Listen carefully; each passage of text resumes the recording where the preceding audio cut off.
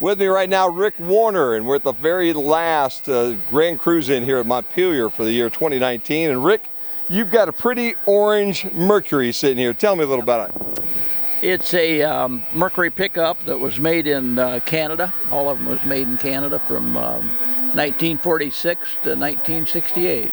Isn't that something? You know, we think now it's not unusual for a lot of these Fords to come from Canada, but I don't think that vintage I ever knew that anything was made up in Canada back then. There was a license dispute. Okay. And Ford couldn't sell Fords in Canada, but they could make them up there. Okay. So they called them Mercuries. I'll be darned. They named the Mercury on them. So. That Mercury name was always a great one. I miss it.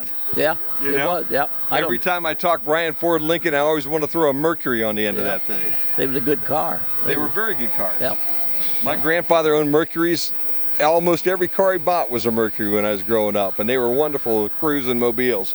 So tell me about the engine in this thing. This probably isn't the original engine that came out of this. It's got a 351 Windsor in it. It's been all machined, everything new in it. It's got an FMX transmission behind it. I've got it. The front end is a Mustang 2 style. Okay. Got disc brakes and rack and pinion on it, and all the modern stuff. Well, you know, it's nice to have the old body style with the modern conveniences. Yeah. You know what I mean? Yeah, it is. I like the looks of the old ones, but yet I like the modern conveniences too. You know what? When you hit the brakes and they stop it, yeah, that's important. That's true. Some of those old disc brakes were a little sketchy at times. Yeah, it was. I've got some cars at home that got the original drums. Yeah. And you got to allow a little space in between. You really do. Yeah. You know, you add an extra car length with those or two. That's the. Where'd you find this baby? A guy in Swanton had it. I found out about it and thought I ought to have it, so I done some trading. A little wheeling and dealing. Yeah. That's always part of this whole situation too when you come to a car show. I don't know how many times I've talked to you about how'd you get that car? Well, my dad had this, my next door neighbor had that, we swapped this, we swapped that. Yeah. And I ended up with this one and he got what he wanted. And everybody's happy that Everybody was happy. So what'd you have to swap for this boy? I traded a 84 Mustang GT 350. Oh, wow. For it. It was a 20-year anniversary of the Mustangs. Yeah. I traded that for it. So he was into Mustangs and you're into the pickup truck in this vintage at least. Yep.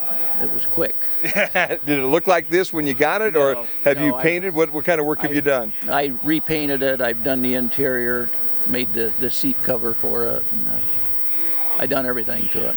Wow. So. Man, you say there are more cars back home. How many?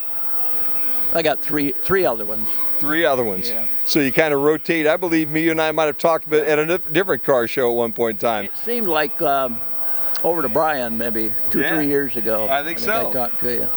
Well, I'll tell you what, I am a sucker for a car show, and I appreciate guys like you bringing these things to us on a Tuesday night. But I got to ask you, you got a different means of transportation in the bed back there. Tell me a little bit about that bicycle. Well, I ran across that online about 3 years ago and thought I ought to have that. I need that. So I ordered it and bought it. And I had to put it together. It came in a box. And really? Yeah.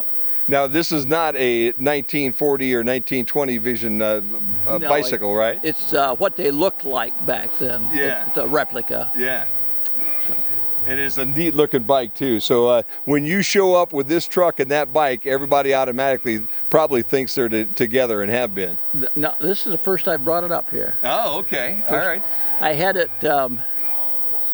I put it in there here about 2 weeks ago and thought, well, it looks okay in there. So I just left it in there.